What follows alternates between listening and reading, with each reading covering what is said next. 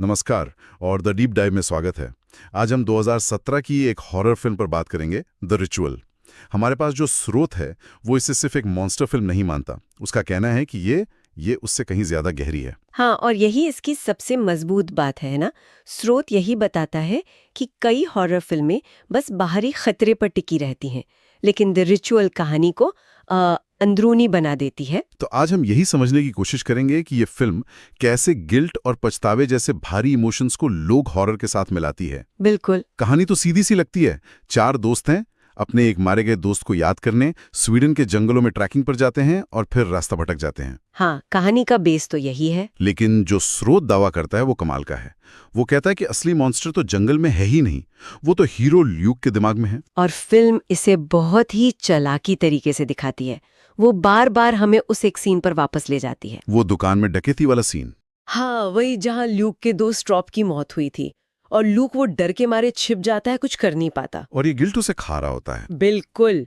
ये जो पछतावा है कि मैं उसे बचा सकता था, वो उसे अंदर से खोखला कर रहा है। और जंगल की हर डरावनी चीज, हर आवाज उसी गिल्ट को और गहरा करती जाती है। अच्छा, मतलब जंगल का जो माहौल है वो सिर्फ डराने के लिए नहीं है, बल्कि वो ल्यूक की दिमागी हालत का एक आईना है। सही पकड़ा। वैसे स्रोत इसकी तुलना द ब्लेयर विच प्रोजेक्ट से भी करता है, पर कहता है कि इसके विजुअल्स कहीं ज्यादा बेहतर हैं। हाँ, और ये लोक हॉरर की खासियत है।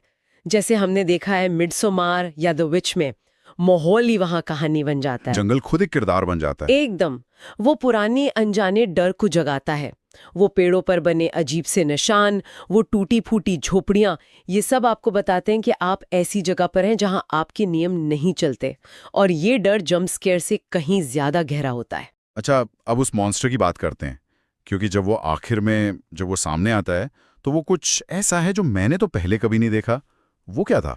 वो नॉर्स माइथोलॉजी का एक जोतुन है। जोतून। हाँ, जिसे लोकी का मतलब उसका वंशज माना जाता है।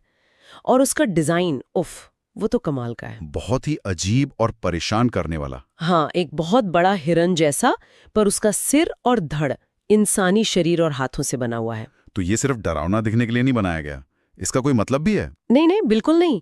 स्रोत के मुताबिक ये डिजाइन पूरी तरह से सिंबॉलिक है। ये प्रकृति यानी हिरन और इंसानियत का एक बिगड़ा हुआ, एक अप्राकृतिक मेल दिखाता है। ठीक ल्यूक की अंदरूनी हालत जैसा। बिल्कुल।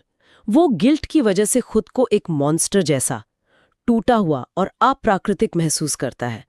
तो एक तरह से वो मॉन्स्टर उसी की भावनाओं का जीता जागता सबूत है। ये कमाल की बात है, और इस तरह के डिजाइन हॉरर फिल्मों में कम ही दिखते हैं। यहाँ ये कहानी के मनोवैज्ञानिक पहलू को बहुत मजबूत करता है। और इसी टूटेपन को